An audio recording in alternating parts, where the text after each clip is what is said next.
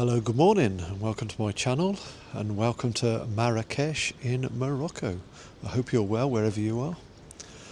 I am going to make a little video from this country in North Africa and share with you a few reflections on what I've learnt from travelling to this continent that I've never been to before. So, hope you find it interesting.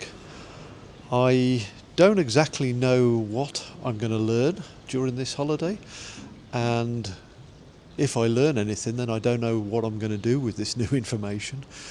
But you know what I'm like. If you've watched my videos before, I tend to reflect on these experiences in life, and hopefully something will come out of it that is useful to you or to myself even.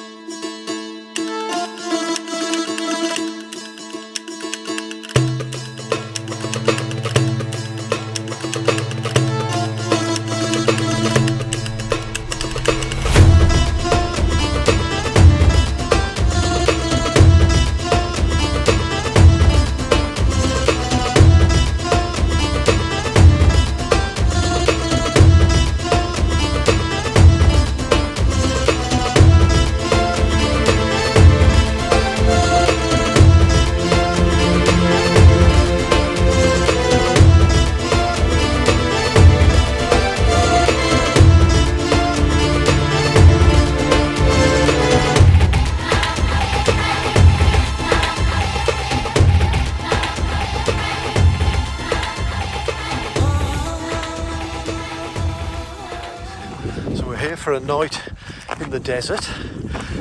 It doesn't exactly look like a desert. We had a lot of rain last night, so I think it's brought out a little bit of greenery. But it's certainly a remote landscape, the likes of which I've never seen before. And now I'm just trying to catch up with my daughter. Maybe behind me you can see the tents where we'll be staying tonight. So this is going to be a whole different experience for us. Oh my goodness. Okay, I can now see my daughter on the horizon. This is an impromptu hike, not at all kitted out for this. And I don't know how long before it gets dark.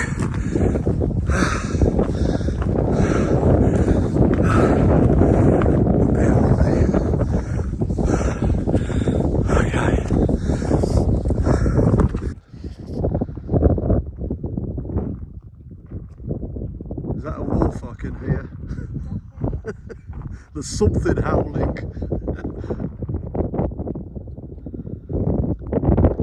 This is my daughter pushing me beyond my comfort zone. I've always been afraid of remote places, especially deserts and isolation, and getting lost, especially when it goes dark, which it will do in the next 20 minutes. So here I am, confronting all my fears.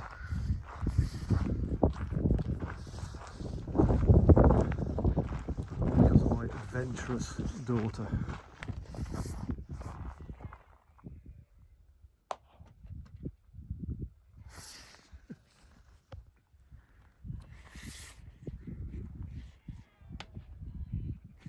Come on, the sheep are coming to get us. Just enjoy the moment.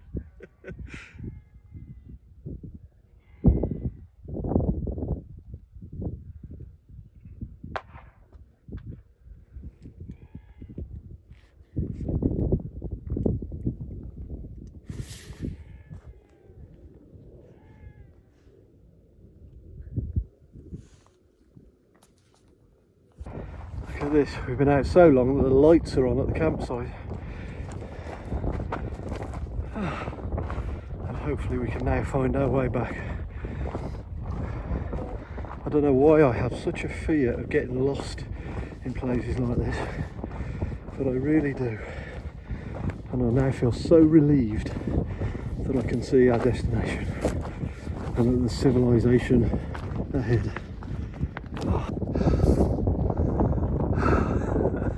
We did it.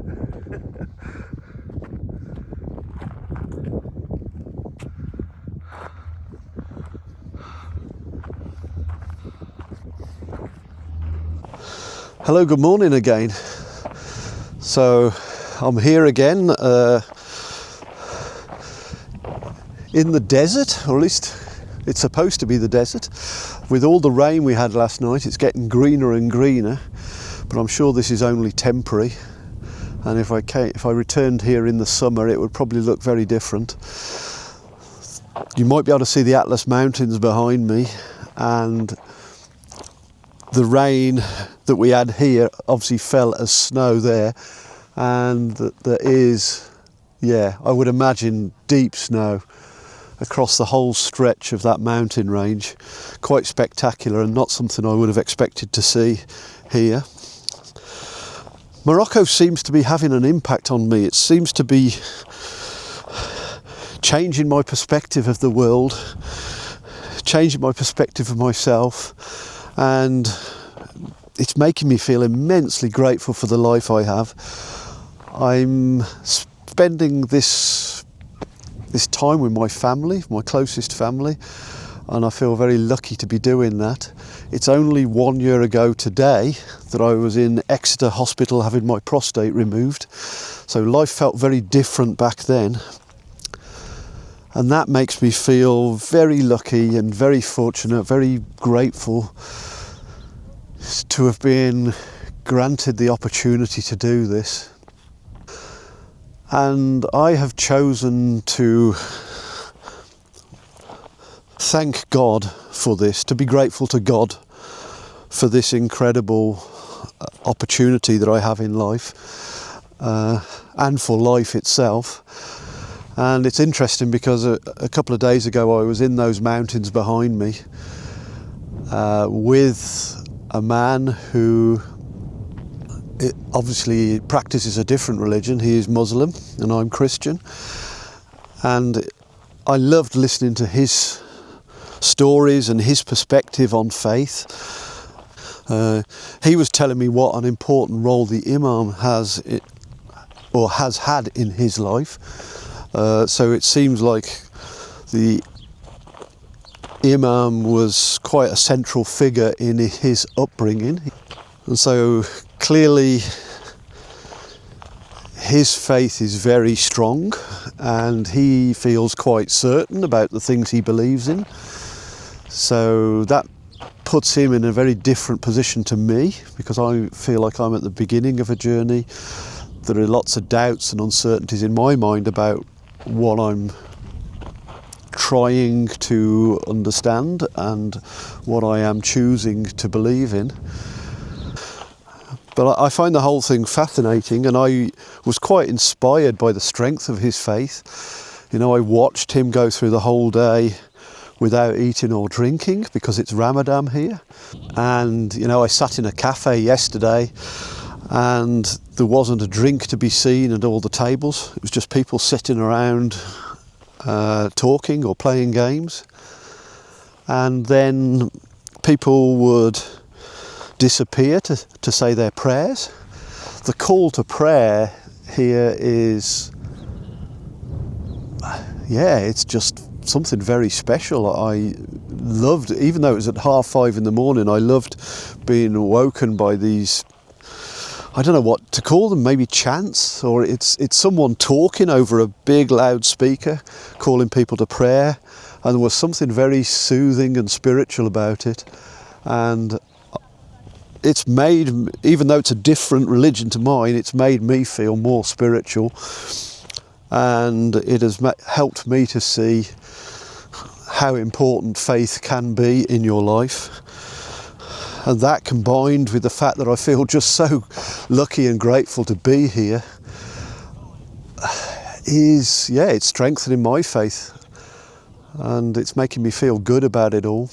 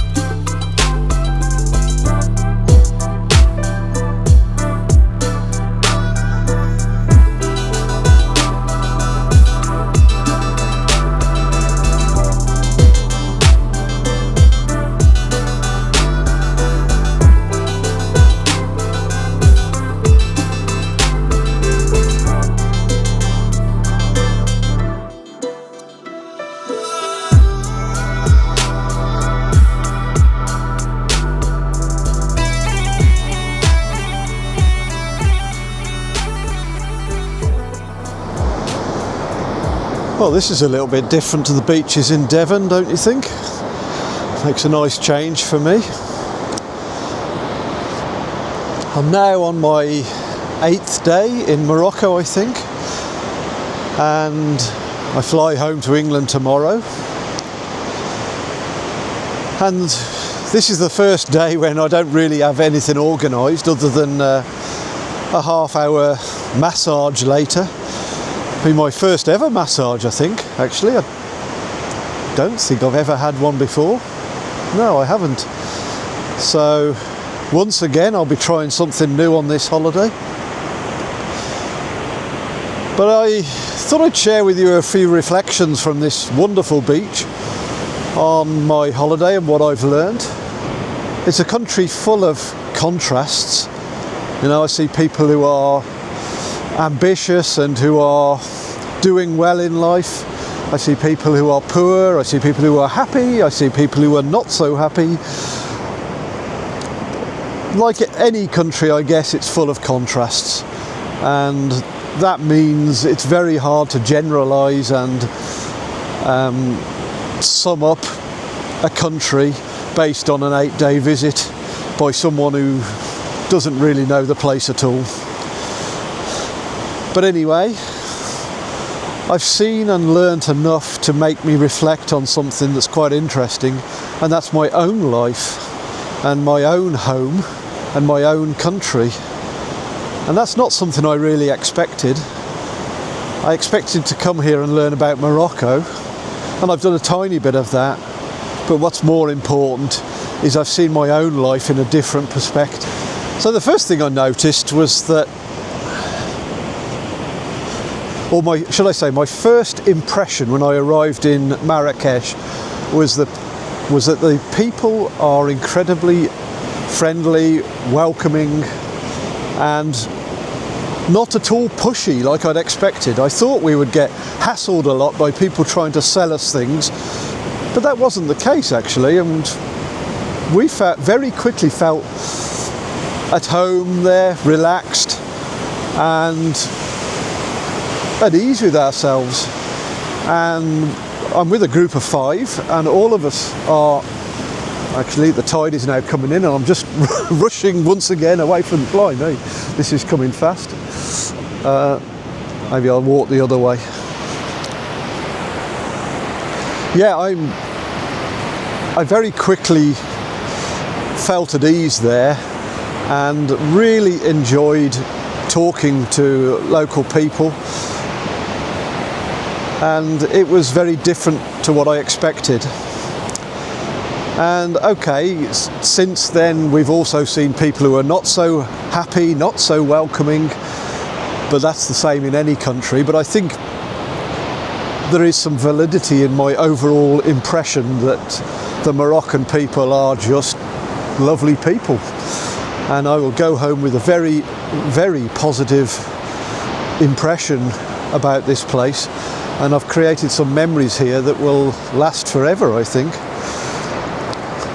But like I say, the thing that I take away from this is reflections on my own life, and I'm wondering why it is that the people here seem so happy and relaxed and welcoming. And okay, the cynic in me could say, well, they see that we're tourists, they know we'll have some money, and they're looking to sell us something. But actually, I don't think that's true. Their friendliness came across as genuine, as authentic, and I saw them being friendly to each other. When we walked around a village in the Atlas Mountains, our guide was from that village, and I saw him embracing other people in the street, even sort of kissing them on the cheeks, stopping for friendly chats. And there really was a warmth and community feel to the place that was absolutely nothing to do with tourism or trying to sell things to people.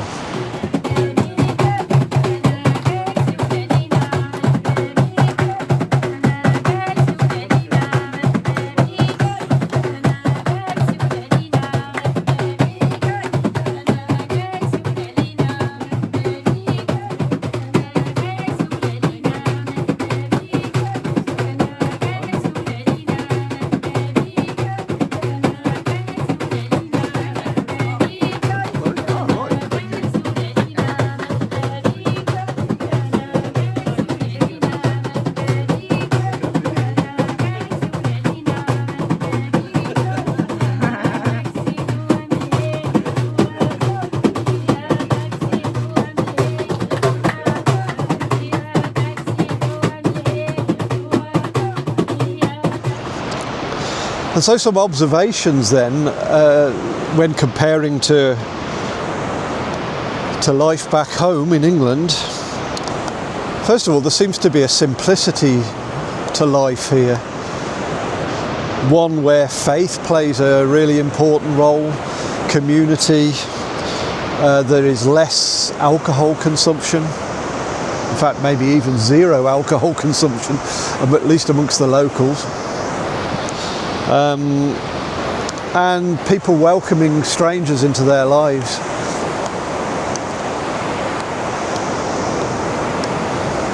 And if I take an obvious example, I've mentioned on a previous video that we're currently really struggling to find somewhere to live in England. We just can't find a house that meets our expectations of what a home should be like.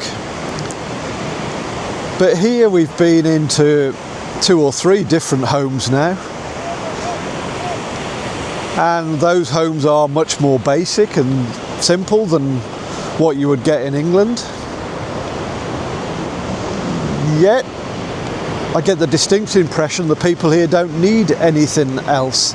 They don't need more than what they have. What they have is enough. And I think that's really quite refreshing, actually. They're not chasing after the next house on the housing ladder. They're not disappointed because they don't have a detached house or an ensuite bathroom in their bedroom. Generally, they seem happy with their traditional way of life. And I don't think their traditional way of life is under too much threat. Although I did notice one of the villages we went to, someone told us that the younger people are leaving and moving to the cities. I think, and I need to fact check this, but I think there is about 80% of the population here live in cities.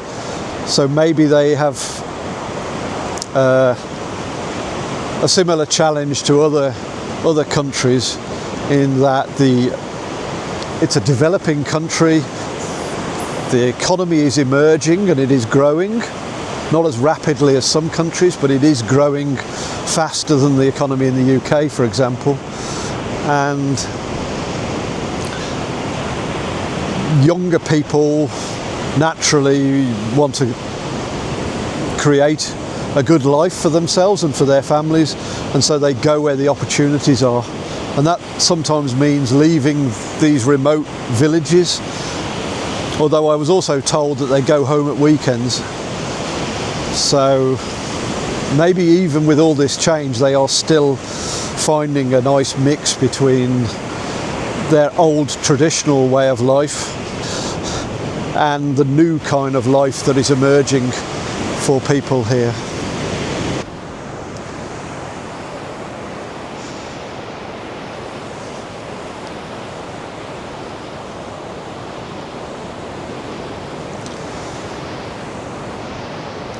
Yeah,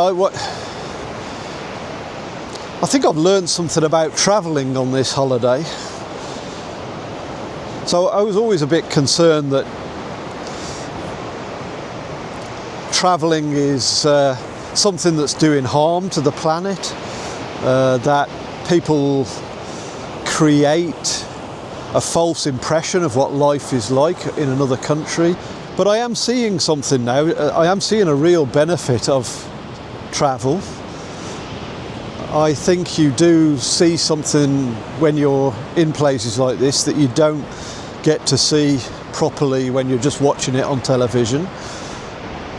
I have never felt so happy and inspired in all my life, I don't think. It's been fantastic to spend time in a place like this with the people I love most in the world, because I'm here with my family, and seeing the way that they're also taking something from this that they will cherish forever. But as I said earlier, the most important thing is it just helps you to see your own life in a different way. And maybe back home in England, I'm just chasing for too much in one sense. You know, the nice posh house. But in another sense, maybe I am not chasing hard enough for things. So I met with some of our tour guides, for example, inspired me. You know, the one was a nomad.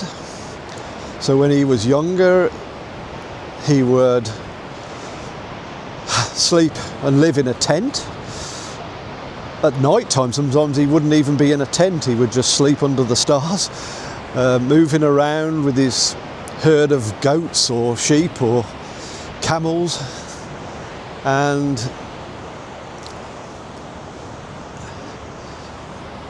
he didn't go to school, so he learned what he needed to learn from his parents and his grandparents. And yet he went on to become this amazing person who speaks several languages, who entertains tourists with his knowledge of the country, with his wisdom, with his sense of humour, with his musical abilities. You know, and I wouldn't look at him and think, oh, he's not as good as someone else because he didn't have a traditional sort of education. I look at him and think, he is a remarkable person who is making the most out of life. He has left behind that nomadic lifestyle to a certain extent, but he is putting what he learned from that experience to good use by educating people like me and others around him and his own children. And he had a really strong sense of what it means to be free, because that nomadic lifestyle is that, isn't it? It is the epitome of freedom, or the embodiment of freedom, because he just went where his animals, where his flock of sheep could feed, and he didn't live by any rules or structures. And he was close to nature and close to his family, and he knew, or he knows, what it means to be alive in this world. And so I thought, well, if he can do these things, if he can make this big transformation in his life, if he can put his skills to use in the way he is doing, then why can't I? So I went back to my hotel room and I plucked up the courage to read an excerpt from my book at a upcoming book festival in Devon. I felt really scared as I clicked on the button, but I thought, why not? I plan to publish my book in the next couple of months. Why not stand up on stage and read a little bit of it out to the audience and see what comes of it? You know, you have to make the most of life. You have to make the most of what you've been given. And it doesn't matter that I've not been to university or that I did badly at school.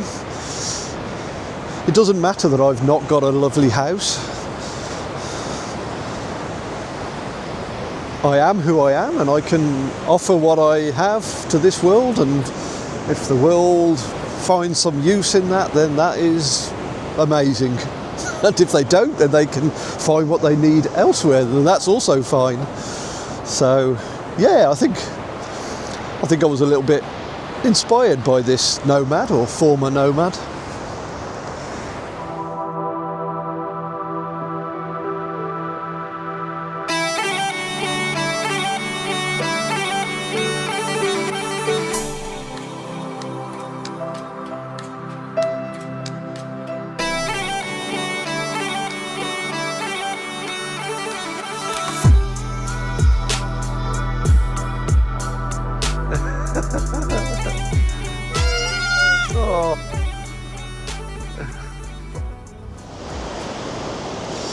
Another thing that occurred to me was this topic of belonging, which I have talked about previously, and it's been a big area of consideration in my own life. And I was thinking when I was on this holiday that if I was Moroccan, I would want to live in Morocco. No doubt about it. I don't want to live in Morocco because I'm not Moroccan, and I know I would struggle here. But if I was a Moroccan, there would be no better place in the world for me to live than here in Morocco. And similarly, if I was Spanish, I would want to live in Spain. If I was French, I'd want to live in France. But I'm not French, I'm not Spanish, and I'm not Moroccan. I am English, I am British, and so England, even though it frustrates me sometimes, it disappoints me in so many different ways, it is a really good fit with who I am. And that has made me think, I hope whatever I do in the future, England can be there for me. It can be my base. I might not spend all of my time there.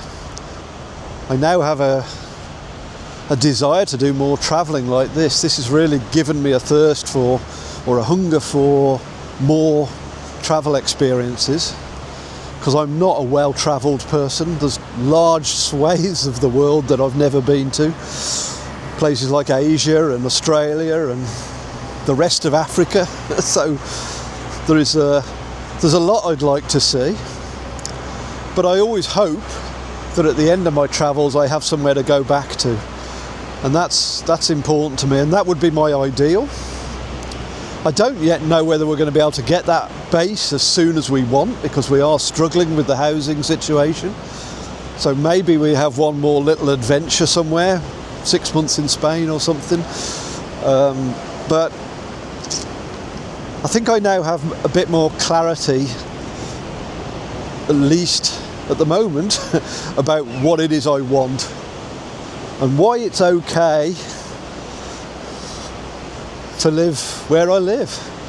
And all that disappointment I felt about scruffy houses, badly maintained pavements and roads, well, being here, some of it puts that to shame.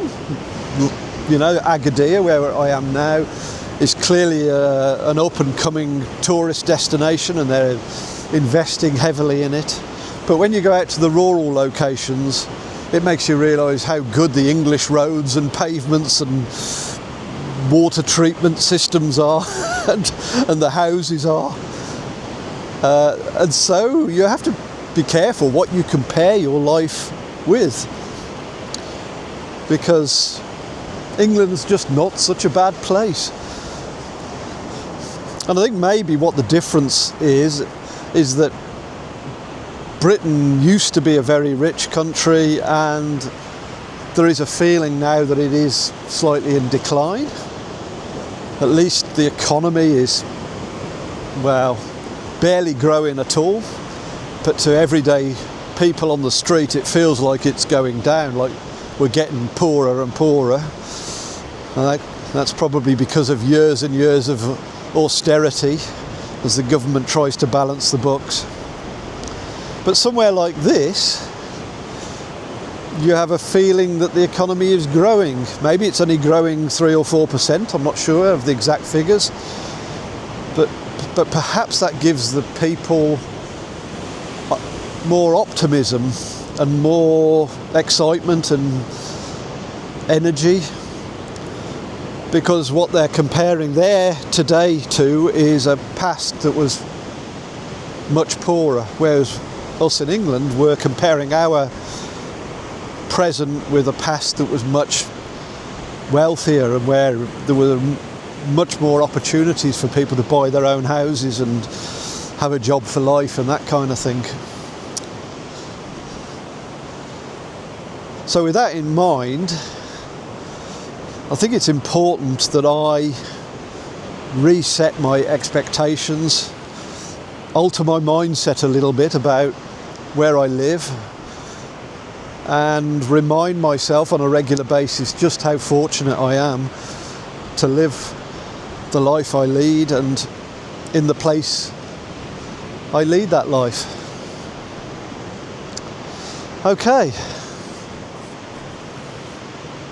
Let me just check the time. Okay, I need to get back to this spa because I've now got half an hour and quite a walk ahead of me. So, yeah, I hope you found this interesting. I'm not sure exactly what I'm going to do with this new information. Knowing me, I'll probably reflect on it when I get back and maybe have some more thoughts on it. If you've got any thoughts on how travel has changed your perspective or changed your life, I'd love to hear about it. But yeah, other than that, there's nothing more for me to say other than I hope you're well. I hope you have a good day, a good week. Take care of yourselves, and I'll make another video soon. Thanks then. Bye-bye.